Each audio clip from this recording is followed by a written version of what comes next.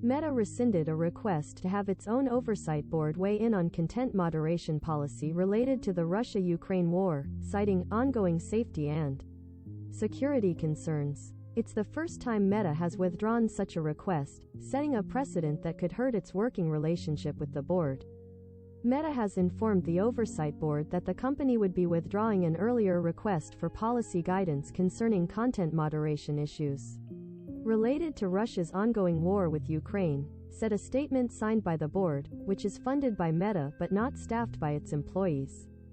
While the board understands these concerns, we believe the request raises important issues and are disappointed by the company's decision to withdraw it.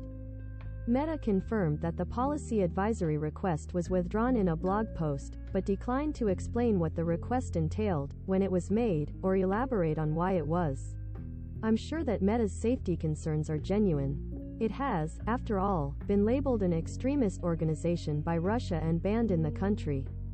But this show limited the Oversight Board is in being a true check on the social network's power, especially in times of crisis. Based on the board's bylaws, Meta wouldn't have had to abide by its policy opinion, but it would have needed to respond publicly and explain its rationale for adopting the guidance. It's unclear what exactly Meta asked the board for advice on, but there is an obvious guess. Reuters reported in early March that Facebook moderators were instructed to temporarily allow for calls of violence against Russian leaders and soldiers invading Ukraine. A few days later, Meta's policy chief, Nick Clegg, clarified in a leaked memo to employees that the policy wasn't meant to allow for violent speech targeted at Russian civilians or a head of state. The Russian government then accused Meta of extremist activity. There's also the question of why Meta initially made the request for advice from the board in secret.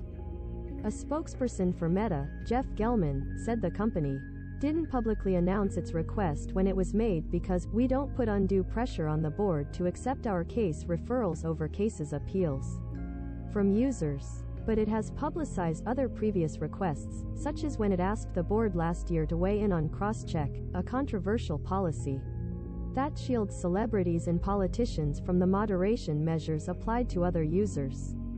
When Meta stood the Oversight Board up in 2020, it was pitched as a Supreme Court-like body for adjudicating the most controversial content moderation decisions on Facebook and Instagram. Led by nearly 24 human rights experts, legal scholars, and a former prime minister, the board can overturn Meta's decisions on specific pieces of content referred by users. Its highest-profile decision to date has been upholding Meta's move to kick President Trump off of the platform, an initial indefinite ban that was lessened to a 2-year ban after the board weighed in. So far, the board has made a difference, but only around the edges. Since it started hearing cases in late 2020, the board has selected 30 cases related to individual pieces of content and thorny issues like hate speech, nudity, and drug use. It has overturned Meta's initial decision in most of those cases and recently led the company to change its doxing policy for the better. But the jury is still out on whether the board will make a difference in the long run, according to Evelyn Dueck, an associate research scholar at the Knight First Amendment Institute who closely studies the board.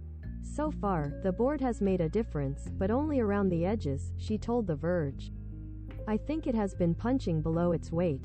To be fair, it does take two to tango, and this incident shows that the board still only has as much influence or power as Meta decides to give it.